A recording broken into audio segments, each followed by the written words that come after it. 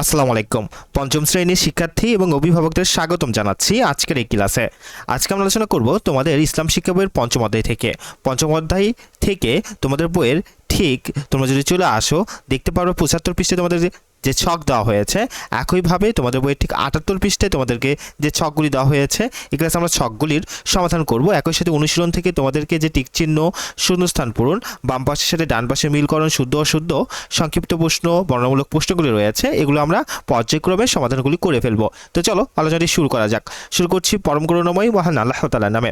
শুরুতে দেখো ৭৫ পৃষ্ঠায় তোমাদেরকে যে একটি ছক দেওয়া হয়েছে, এখানে বলা হচ্ছে যে পবিত্র কোরআন, হাদিস ও সাহাবীগণের দৃষ্টান্তের আলোকে জীব বৈচিত্র্যের গুরুত্ব সম্পর্কে আলোচনা করে একটি অনুচ্ছেদ লিখি, কাজটি দলগতভাবে করি। তো দেখো আমরা এর সমাধানটি দেখে ফেলি। আমরা এখানে কিভাবে এটি লিখতে পারি। দেখো, আমাদের চারপাশে বিশাল প্রকৃতি ও বিচিত্র জীবজগৎ সবই মহান আল্লাহর সৃষ্টি। পবিত্র কোরআনের প্রায় ২০০টি আয়াতে প্রাণী জগতের বিবরণ রয়েছে এবং বিভিন্ন প্রাণীর নাম বেশ কিছু সূরার নামকরণ করা হয়েছে, যেমন সূরা বাকারা, সূরা নাহল ইত্যাদি। প্রতিটি উদ্ভিদ ও প্রাণী পরিবেশের ভারসাম্য রক্ষায় গুরুত্বপূর্ণ ভূমিকা পালন করে। মহান আল্লাহ মানুষের উপকার ও আহারের জন্যই এগুলো সৃষ্টি করেছে। সূরা নাহল আয়াত।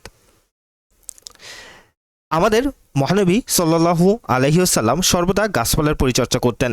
তার আদেশে অনুপ্রাণিত হয়ে হযরত আবু বকর রাদিয়াল্লাহু তাআলা আনহু যুদ্ধের সময়ও সৈন্যবাহিনীকে গাছ না কাটা, কৃষি জমি ধ্বংস না করা এবং অনর্থক পশু হত্যা না করার নির্দেশ দিয়েছিলেন। অতএব মানব অস্তিত্ব ও পরিবেশের ভারসাম্য রক্ষায় জীববৈচিত্র্যের গুরুত্ব অপরিসীম। তো এখান থেকে এভাবে তোমরা অনুচ্ছেদটি কিন্তু লিখে ফেলতে পারবে এবং পড়ে ফেলতে পারবে। এরপর দেখো, তোমরা যদি তোমাদের বইয়ের ঠিক ৭৮ পৃষ্ঠায় চলে আসো, তোমাদের কিন্তু এখান থেকে আরও ২টি ছক পূরণ করতে হবে। দেখো, এখান থেকে ক নম্বরে বলা হচ্ছে জীবজগৎ রক্ষায় মহানবী সাল্লাল্লাহু আলাইহি ওয়াসাল্লাম ও সাহাবীগণের আদর্শ সম্পর্কে একটি অনুচ্ছেদ তৈরি করি, কাজটি একাকী করি। চলো আমরা সমাধানটি দেখি যে তোমরা অনুচ্ছেদে কি লিখতে পারো। এই যে দেখো, আমরা যা লিখতে পারি, দেখো যে মহানবী সাল্লাল্লাহু আলাইহি সাল্লাম ও সাহাবীগণের জীবজগৎ রক্ষায় আদর্শ। মহানবী সাল্লাল্লাহু আলাইহি সাল্লাম পশু পাখিদের অধিকার রক্ষায় সচেষ্ট ছিলেন।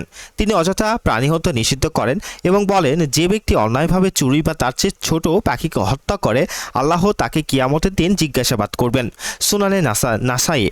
রাসূলুল্লাহ সাল্লাল্লাহু আলাইহি সাল্লাম পশু পাখিরে বাচ্চার কষ্ট না দেওয়ার নির্দেশ দিতেন এবং পিঁপড়ার ঢিপিতে এখানে পিঁপড়ার ঢিপিতে আগুন দিয়ে শাস্তি না দিতে কারণ না দিতে বলেছেন। আমরা লিখতে পারি না দিতে বলেছেন, কারণ আগুনের মালিক আল্লাহ। রিয়াদুস সালিহিন। নিজ হাতে গাছ লাগিয়ে ও সাহাবীদের উৎসাহিত করে জীবজগতের প্রতি ভালোবাসা প্রদর্শন করেছেন। মহানবী সাল্লাল্লাহু আলাইহি সাল্লাম ও তার সাহাবীদের এই দৃষ্টান্ত থেকে আমরা জীবজগৎ রক্ষায় অনুপ্রাণিত হতে পারি। এখানে একটু টুকটাক বানানগুলি ভুল আছে, তোমরা একটু ঠিক করে নিবা। এটাই কিন্তু তোমাদের একটা পরীক্ষা যে কোথায় বানান ভুল আছে ঠিক করে নিয়ে তোমরা তোমাদের বইয়ে সুন্দর করে লিখে ফেলবা। এরপরে তোমরা যদি তোমাদের বইয়ে চলে আসো, দেখতে পারবা যে খ নাম্বারে কিন্তু আরেকটি তোমাদেরকে ছক পূরণ করতে হবে। বলা হচ্ছে এখানে দেখো, জীবজগৎ ও প্রকৃতিকে ভালোবেসে যে সকল কাজ করব তার একটি তালিকা তৈরি করি, কাজটি দলগতভাবে করি। তো চলো উত্তরগুলো আমরা একটু দেখে ফেলি যে আমরা তালিকাটি কিভাবে পূরণ করে ফেলতে পারি। আচ্ছা, তো দেখো আমরা খুব সংক্ষেপে লিখতে পারি। ১ নম্বর পরিবেশ দূষণ রোধ, ২ পানির অপচয় রোধ, ৩ গাছ লাগানো, ৪ প্লাস্টিক বর্জন, ৫ জ্বালানি সঞ্চয়। এবার তোমরা যদি তোমাদের বইয়ের ঠিক অনুশীলনে চলে আসো, দেখতে পারবে প্রথমেই তোমাদেরকে কিছু টিক চিহ্ন দেওয়া হয়েছে, এগুলো সঠিক উত্তর করতে হবে। ১ নম্বর বলা হচ্ছে নিচের কোন সূরাটি একটি প্রাণীর নামে নামকরণ করা হয়েছে? উত্তরটা হবে ক নম্বর সূরা ফিল। খ নম্বর বলা হচ্ছে মহান আল্লাহর কোন সৃষ্টি থেকে আমরা অক্সিজেন পাই? উত্তরটা হবে ক নম্বর গাছপালা। ৩ নম্বর অর্থাৎ গ নম্বর বৃক্ষরোপণের পর তা থেকে উৎপন্ন শস্য কোনো প্রাণী খেলে তা কী হিসেবে গণ্য হয়? উত্তরটা হবে ৩ নম্বর সদগা। গ নম্বর জীবজগৎ, প্রকৃতি ও পৃথিবীকে সংরক্ষণের জন্য কোন কাজটি করব? উত্তরটা হবে ৩ নম্বর উদ্ভিদ ও প্রাণীর যত্ন নেওয়া। নম্বর একটি বিড়ালকে ক্ষুধার্ত অবস্থায় দেখলে কোন কাজটি করব? উত্তরটি ২ নম্বর হবে তার খাবারের ব্যবস্থা করব। আচ্ছা, এরপরে দেখো পরিবেশের পরিচর্যা না করলে পৃথিবীতে কি ঘটবে? উত্তরটা হবে ৩ নম্বর পরিবেশ দূষণ বাড়বে। এরপর তোমাদেরকে শূন্যস্থান পূরণ করতে হবে। চলো আমরা শূন্যস্থান পূরণের উত্তরগুলি পর্যায়ক্রমে দেখে ফেলি যে আমরা কীভাবে শূন্যস্থানগুলি পূরণ করতে পারি। তো দেখো, নিশ্চয়ই দেখতে পাচ্ছ, ক নম্বর বলা হচ্ছে পরিবেশ দূষণ রোধে জীব বৈচিত্র্যের ভারসাম্য বজায় রাখা আবশ্যক। শূন্যস্থানে বসবে ভারসাম্য। খ, মহানবী সাল্লাল্লাহু আলাইহি ওয়াসাল্লাম নিজে গাছপালার পরিচর্যা করতেন। শূন্যস্থানে বসবে পরিচর্যা। গ, পরিবেশ রক্ষায় আমরা নিয়মিত গাছের যত্ন নিব। শূন্যস্থানে বসবে যত্ন। ঘ, জীবজগৎ সংরক্ষণের জন্য প্রাণীদের অযথা হত্যা করব না। শূন্যস্থানে বসবে হত্যা। ও ম, জীবজগৎ ও প্রকৃতিকে ভালোবেসে আমরা তাদের সংরক্ষণ করব। শূন্যস্থানে বসবে সংরক্ষণ। এরপর যদি তোমরা তোমাদের বইয়ে চলে আসো, দেখতে পারবে তোমাদেরকে কিন্তু এরপরের বাম পাশের সাথে ডান পাশে মিলকরণ করতে হবে। তো আমি উত্তরটি তোমাদেরকে একটু দেখিয়ে দিই। দেখো, ক নাম্বার বাম পাশের সাথে দেখো, পবিত্র কোরআনে প্রায় এর সাথে ডান পাশে বসবে 200টি আয়াতে প্রাণী জগতের বিষয়ে উল্লেখ রয়েছে। এরপর খ নাম্বার উদ্ভিদ কমে গেলে এই বাম পাশের সাথে ডান পাশে বসবে অক্সিজেন কমে যায়। এরপর গ নাম্বার নিজ এলাকাবাসীকে উদ্ভিদ ও প্রাণীর যত্নে সচেতন করব। ঘ, পশু পাখি ও উদ্ভিদের পরিচর্যা করা সোয়াবের কাজ। উম, জীব বৈচিত্র্যের জন্য ক্ষতিকর কাজ হচ্ছে পরিহার করতে হবে, ক্ষতিকর কাজ পরিহার করতে হবে। এবার শুদ্ধ অশুদ্ধের উত্তরগুলি আমরা একটু পর্যায়ক্রমে দেখি। চলো, শুদ্ধ অশুদ্ধ দেখো, পরিবেশ দূষণ রোধের জন্য জীব বৈচিত্র্যের ভারসাম্য বজায় রাখা আবশ্যক, এটি শুদ্ধ। এরপর বৃষ্টিপাত ঘটাতে গাছের কোনো ভূমিকা নেই। হ্যাঁ, গাছের কোনো ভূমিকা নেই, এটি কিন্তু অশুদ্ধ। পানির অপচয় রোধ করার সাথে জীববৈচিত্র্য সংরক্ষণের কোনো সম্পর্ক নেই, এটিও অশুদ্ধ। ঘ, পরিবেশের পরিচর্যা ও সংরক্ষণ না করলে পৃথিবীতে বিপর্যয় দেখা যাবে, এটি শুদ্ধ। নম্বর মহানবী সাল্লাল্লাহু আলাইহি সাল্লাম অযথা পশু পাখিকে কষ্ট দেওয়া থেকে বিরত থাকতে নির্দেশ দিয়েছে, এটি হবে শুদ্ধ। এবার তোমাদেরকে সংক্ষিপ্ত এবং বর্ণনামূলক প্রশ্ন দেওয়া হয়েছে। চলো আমরা পর্যায়ক্রমে সংক্ষিপ্ত এবং বর্ণনামূলক প্রশ্নের উত্তরগুলি একটু দেখে ফেলি। তো দেখো, সংক্ষিপ্ত প্রশ্ন ক নম্বরে তোমাদেরকে বলা হচ্ছে যে মহান আল্লাহ আমাদের উপকারের জন্য সৃষ্টি করেছেন এমন 5টি সৃষ্টির নাম লিখো। উত্তরটি দেখো, উত্তর, মহান আল্লাহ আমাদের উপকারের জন্য সৃষ্টি করেছে এমন 5টি সৃষ্টি হলো পশু পাখি, গাছপালা, সাগর, নদী, খাল, বিল এবং 5 নানা প্রজাতি মাছ ও জলজ উদ্ভিদ। খ নম্বরে বলা হচ্ছে মহান আল্লাহর সৃষ্ট উদ্ভিদ থেকে আমরা কি উপকার পাই। উত্তর, মহান আল্লাহর সৃষ্ট উদ্ভিদ থেকে আমরা খাদ্যশস্য, ওষুধের কাঁচামাল, তুলা, কাঠ ইত্যাদি পাই। তাছাড়া আমাদের বাড়িঘর নির্মাণ, আসবাবপত্র তৈরি, জ্বালানি কাগজ উৎপাদন প্রভৃতি কাজের জন্য আমরা যে কাঠ ব্যবহার করি তা গাছপালা বা উদ্ভিদ থেকে পেয়ে থাকি। গ নাম্বার, হযরত আবু বকর রাদিয়াল্লাহু তাআলা আনহু যুদ্ধে প্রেরণের সময় সেনাবাহিনীকে কি নির্দেশ দিতেন। উত্তর, হযরত আবু বকর রাদিয়াল্লাহু তাআলা আনহু যুদ্ধে প্রেরণের সময় সেনাবাহিনীকে গাছ না কাটা, কৃষি জমি ধ্বংস না করা এবং পশু হত্যা না করার নির্দেশ দিতেন। এবার ঘ নাম্বার বলা হচ্ছে পরিবেশ রক্ষায় বিদ্যালয়ে কি কি কাজ করা যায়। উত্তর, পরিবেশ রক্ষায় বিদ্যালয়ে যেসব কাজ করা যায়: 1, শ্রেণীকক্ষ, বিদ্যালয়ের আঙিনা এবং চারপাশ পরিষ্কার পরিচ্ছন্ন রাখা। 2, বিদ্যালয়ের আশেপাশে খোলা জায়গায় ফল, ফুল বা অন্য গাছ লাগানো। 3, বিদ্যালয়ের যেখানে সেখানে কফ, থুতু এবং ময়লা আবর্জনা না ফেলে নির্দিষ্ট স্থানে ফেলা। 4, বিদ্যালয়ের বেঞ্চ, টেবিল, চেয়ার, বোর্ড, চক, ডাস্টার প্রভৃতি নষ্ট না করা এবং গুছিয়ে রাখা।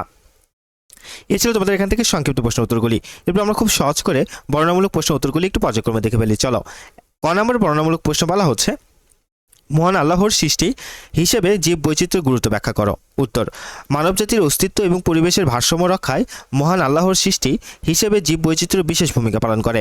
আমাদের প্রয়োজনীয় খাদ্য, ওষুধপত্র, কাঠ, বিভিন্ন শিল্পের কাঁচামাল ইত্যাদি আমরা জীবজগৎ থেকে পাই। অর্থাৎ খাদ্য, বস্ত্র, বাসস্থান, শিক্ষা ও স্বাস্থ্য সুরক্ষার জন্য আমরা প্রত্যক্ষ বা পরোক্ষভাবে জীববৈচিত্র্যের উপর নির্ভরশীল। আবার নদ, নদী, খাল, বিল, পুকুর, হাওর, বাওর সহ জলাধারাগুলো পরিবেশ রক্ষায় ব্যাপক ভূমিকা পালন করে থাকে। এছাড়া পরিবেশকে শীতল রাখা, বর্ষা মৌসুমে বন্যা প্রতিরোধ, শহরে জলবদ্ধতা নিরসন, পানির চাহিদা পূরণ ও আবর্জনা পরিশোধনে জলাভূমিগুলোর গুরুত্ব অপরিসীম। এরপর খ নম্বরে বলা হচ্ছে মহানবী সাল্লাল্লাহু আলাইহি ওয়াসাল্লামের জীবনী থেকে জীবজগতের প্রতি ভালোবাসা নির্দেশনের একটি ঘটনা বর্ণনা করো। তো চলো আমরা ঘটনা একটি দেখি। জীবজগতের প্রতি মহানবী হযরত মুহাম্মদ সাল্লাল্লাহু আলাইহি সাল্লামের অপরিসীম ভালোবাসা ছিল। তিনি পশু পাখির অধিকার রক্ষায় সোচ্চার ছিলেন।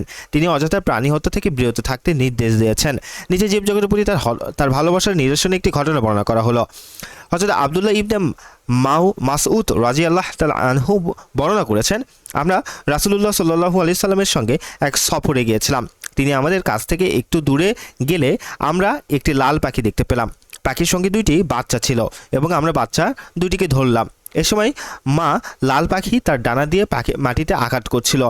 নবী সাল্লাল্লাহু আলাইহি ওয়াসাল্লাম ইতিমধ্যে ফিরে এসে বললেন, কে এই পাখির বাচ্চারে ধরে এনে কষ্ট দিয়েছে, তাদের ফিরিয়ে দাও।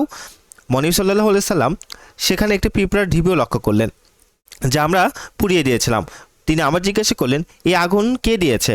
আমরা উত্তর দিলাম, আমরা দিয়েছি। তিনি বললেন, আগুনের রব ছাড়া আর কেউ আগুন দিয়ে শাস্তি দিতে পারে না।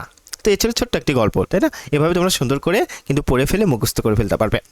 এবার গ নম্বরে বলা হচ্ছে, দেখো, জীবজগৎ ও প্রকৃতি সংরক্ষণের জন্য করণীয় 8টি কাজের তালিকা তৈরি করো। উত্তরটি দেখো, উত্তরটি তোমরা এখান থেকে দেখো। উত্তরটি দেখো, নিচে জীবজগৎ ও প্রকৃতি সংরক্ষণের জন্য করণীয় 8টি কাজের একটি তালিকা তৈরি করা হলো। জীবজগৎ ও প্রকৃতি সংরক্ষণের জন্য করণীয়: 1. পরিবেশ দূষণ এবং পানির অপচয় রোধ করা। 2. বেশি করে গাছ লাগানো এবং সেগুলোর যত্ন নেওয়া। 3. পরিবেশ বান্ধব এবং প্রাকৃতিক পদ্ধতিতে চাষাবাদ করা। 4. সম্পদের অপচয় রোধ করা এবং সুষ্ঠুভাবে প্রাকৃতিক সম্পদের ব্যবহার করা। 5. চারপাশের উদ্ভিদ এবং প্রাণীর সঠিক যত্ন ও পরিচর্যা করা। 6. অযথা প্রাণী হত্যা না করা এবং পশু পাখিকে কষ্ট না দেওয়া। 7. খালবিল পুকুর জলাশয় হাওর বাওর প্রভৃতি পরিচ্ছন্ন রাখা এবং বিলুপ্তির হাত থেকে রক্ষা করা। 8. উদ্ভিদ ও প্রাণীর যত্নে নিজ এলাকাবাসীকে সচেতন করা। ঘ নম্বরে বলা হচ্ছে, জীবজগৎ ও প্রকৃতি রক্ষায় সাহাবীগণের জীবনী থেকে আমরা কি শিখতে পারি বর্ণনা করো। উত্তরটি দেখো, জীবজগৎ ও প্রকৃতি রক্ষায় সাহাবীগণ অনেক সচেতন ছিলেন। রাসূল সাল্লাল্লাহু আলাইহি ওয়াসাল্লামের আদর্শে উদ্বুদ্ধ হয়ে তারাও জীববৈচিত্র্য সংরক্ষণে উদ্যোগী হয়েছেন। তাদের আদর্শ আমাদের মানুষ, জীবজগৎ, প্রকৃতি এবং পৃথিবীকে ভালোবাসতে শেখায়, প্রকৃতি ও জীবজগৎ সংরক্ষণে ভূমিকা রাখতে অনুপ্রাণিত করে। যেমন হযরত আবু বকর রাদিয়াল্লাহু তাআলা আনহু সেনাবাহিনীকে যুদ্ধে প্রেরণের সময় গাছ না কাটা, কৃষিজমি ধ্বংস না করা এবং পশু হত্যা না করার নির্দেশ দিতেন। তার এই নির্দেশ থেকে আমরা অযথা গাছ না কাটা, গাছের ডালপালা না ভাঙা, পাতা না ছেঁড়া, কৃষিজমি নষ্ট করে ঘরবাড়ি না তোলা, ফসল নষ্ট না করা, প্রাণী হত্যা থেকে বিরত থাকার শিক্ষা গ্রহণ করতে পারি। তো এই ছিল তোমাদের জন্য আজকের আলোচনাটি। ভিডিওটি ভালো লেগে থাকলে লাইক দেবে এবং অবশ্যই লার্নফ্লুয়েন্সি চ্যানেলটিকে সাবস্ক্রাইব করবে। আমরা ধারাবাহিকভাবে তোমাদের প্রত্যেকটা অধ্যায়ের এইভাবে সমাধানগুলি করে দিয়েছি অলরেডি। তোমরা চাইলেই লার্নফ্লুয়েন্সি চ্যানেলটিকে দেখে ফেলতে পারো। ভালো থেকো, সুস্থ থেকো। আসসালামু আলাইকুম।